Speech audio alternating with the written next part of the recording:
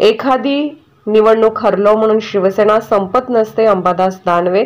Chhatrapati Sambhajinagar railway station समोर बाळासाहेब ठाकरे यांच्या पुतळ्यासाठी नियोजित जागेवर बांधकाम करून त्या ठिकाणी आनंद दिघे यांचा पुतळा शिंदे गटाकडून बसवण्यासाठी बांधकाम सुरू होणार होते, परंतु त्या ठिकाणी ठाकरे गटाचे नेते अंबादास दानवे यांनी ते काम रोखत त्या ठिकाणी बाळासाहेब ठाकरे यांची प्रतिमा लावून पुष्पहार अर्पण केला. शिवसेना बाळासाहेब ठाकरे यांचे येथे स्मारक होते. शहरात जनतेचे स्वागत व्हावं म्हणून इथं मोठी प्रतिमा लावली आहे.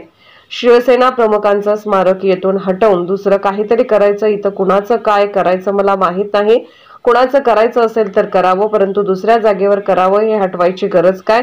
हे शिवसेना प्रमुखांचे छत्रपती संभाजीनगर आहे. एखादी निवडणूक हरलो म्हणून शिवसेना संपत नसते. शिवसेना अंगार आहे अशी प्रतिक्रिया ठाकरे गटाचे नेते अंबादास दानवे यांनी यावेळी दिली आहे. शाहू महाराज यांच्यावरील पोस्टरवर बोलताना दानवे म्हणाले की याला काही अर्थ आहे का? शिवसेना प्रमुखांचा वर फोटो असतो आणि आपण खाली बसतो, यात कुठे अपमान आहे का? भाजपवाले काहीही अर्थ काढतात. तसेच सत्ता स्थापनेचा फटका सगळ्यांनाच बसतो आहे. भाजपचं नेतृत्व अद्याप कोणी करायचं हे ठरत नाही. अधिकृत भाजपने घोषणा केलेली नाही. एकनाथ शिंदे आणि अजित पवार यांनी माघार घेतलेली आहे. याचा अर्थ भाजपला निर्णय घेता येत नाही किंवा भाजपला या राज्याशी घेणं देणं नाही असा होतो, अशी टीका दानवेंनी केली आहे. संतोष बांगर आणि संजय राऊत यांची कुठे बरोबरी होऊ शकते का, असा प्रश्न अंबादास दानवेंनी उपस्थित केलाय.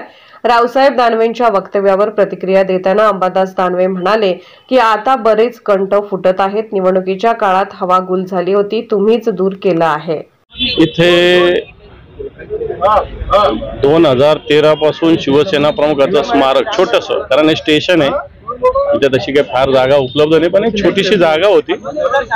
या ठिकाणी शिवसैनिकांनी शिवसेना प्रमुखाचं एक छोटंसं त्यांचं पूजन कर्तव्य असं छोटंसं स्मारक केलेलं आहे. आणि रेल्वे स्टेशनच्या समोर आहे म्हणून सगळ्यांचं संभाजीनगरात स्वागत आणि शिवसेना प्रमुखाची मोठी प्रतिमा इथं लावलेली आहे. वेगवेगळे सगळे आम्ही उत्सव, जयंत्या, स्मृती दिन इथं साजरा करत असतो या जागेवर.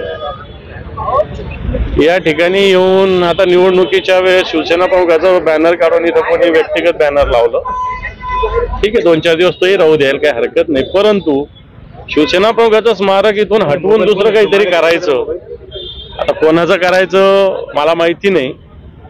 करावं कोणाचं करायचं असेल तर, पण दुसऱ्या जागेवर करावं. हे हटवायची काय गरज आहे? हे शिवसेना प्रमुखाचं संभाजीनगर आहे. एखादी जागा हारली किंवा एखादी निवडणूक हारली म्हणून शिवसेना संपत नसते. शिवसेना एक अंगार आहे. इथलं ज्वलंत विचार शिवसेना प्रमुखाचे या शहरात रुजलेले आणि शिवसैनिक अशा गोष्टी कदापि सहन करणार नाही. म्हणून या ठिकाणी आम्ही तातडीनं सगळे शिवसैनिक इथं पोहोचलेलो आहोत. विधिवत शिवसेना प्रमुखाच्या प्रतिमेचं पूजन आम्ही केलेलं आहे.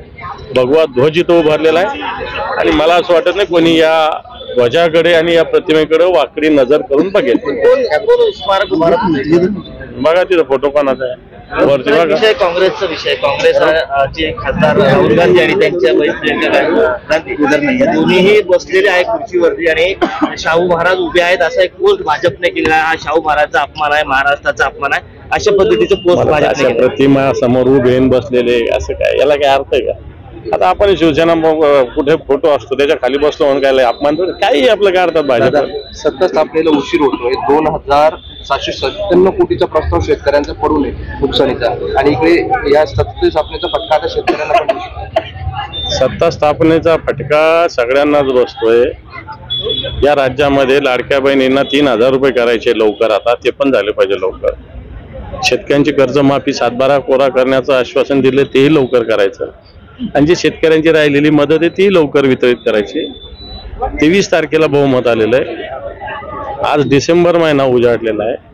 अजून भारतीय जनता पार्टीचं नेतृत्व कोणी करायचं काय करायचं ठरत नाही. ठीक आहे, टीव्हीवर इकडे तिकडे येत असतील नाव कोणाचे, फडणवीसांचे वगैरे, पण अधिकृतरित्या भारतीय जनता पार्टीने कुठे घोषणा केली नाही. एकनाथ शिंदेने सुद्धा माघार घेतलेली आहे, अजितदादाने माघार घेतलेली, मग का थांबलेले आहे? याचा अर्थ भारतीय जनता पार्टीला निर्णय घेता येत नाही किंवा भारतीय जनता पार्टीला राज्याशी देणं घेणं नाही, अशा दोन्ही गोष्टी स्पष्ट होतात. सत्तेबाहेर राहून काम करण्यासाठी आग्रही आहे असे गोगावले यांनी वक्तव्य केलं आहे. कसं बघतं या वक्तव्याकडे? त्यांचा निर्णय तो, त्याच्याकडे काय बघायचं? संतोष बांगर असे म्हणले की संजय राऊत यांनी सत्यानाश केला. कोण म्हटलं? संतोष बांगर. संतोष बांगर काय, संजय राऊत आणि संतोष बांगर काय बरोबर? रावसाहेब दानवे काल म्हणाले की उद्धव ठाकरे जर आमच्या सोबत असते तर यापेक्षा जास्त जागा आल्या असत्या, मग संजय राऊत त्यांचं वाटोळं केलं. आता बरेच कंठ फुटतायत. इलेक्शनच्या आधी कुठे सगळी हवागुल झाली होती ना, आता भले कंठ फुटतात सगळ्यांचे. काय काय तुमचे शब्द आहे, वक्तव्य माहिती आहे ना, तुम्हीच हे केलंय, दूर आम्ही थोडी केलेलं आहे. दादा बहुमत असताना सुद्धा सरकार स्थापन वक्तव्य करण्याबाबत काय कारण वाटतंय मला नाही ऐकत नाही असं वाटतंय का? काय आहे उद्धव ठाकरेंचं? असं नाही, शिंदेने स्पष्टपणे सांगितलेलं आहे की मी जे भारतीय जनता पार्टी निर्णय घेणार त्याच्या मागे असं सांगितलेलं आहे. त्यामुळे असं काही समजायची काही गरज नाही की ते काय भारतीय जनता पार्टीच्या मागे नाही. दादा बहुमत असताना देखील बहुमत आहे मात्र तरी सरकार स्थापन होत नाहीये आणि या गोंधळामध्ये वरिष्ठ नेत्यांना काही जण संपवलं जाऊ शकतं असं ऐकायला मिळतंय. नेमकं तुमच्या अनुभवानुसार किंवा तुमच्या निदर्शनानुसार काय वाटतं? असं नाही, कोणी कोणाला संपवत नसतं आणि कोणी कोणाला संपवू शकत नसतं. वेळ काळ असतो एवढंच, बाकी कोणी कोणाला संपवत नसतं, कोणाची संपवायची ताकद पण नसते. वेळ काळानुसार असे प्रसंग येत असतात एवढंच. तुम्ही निवडणूक संपताच तुम्ही कामाला लागले पुन्हा पक्षाच्या, मनपाची तयारी. हे पण निवडणुका हारणं आणि जिंकणं ही प्रोसेस आहे. ठीक आहे, यावेळेस जरा मोठा पराभव झाला, पण संघटन त्याच्यानंतर त्याचं कामकाज हे तर चालणारी प्रक्रिया आहे ना, इथे चालूच ठेवली पाहिजे ना. ही बंद करून कसं झालं? आपल्याला सगळ्या गोष्टी करायच्या तर संघटनात्मक कामकाज हे सगळं चाललंच पाहिजे, त्यामुळे सुरू केलं.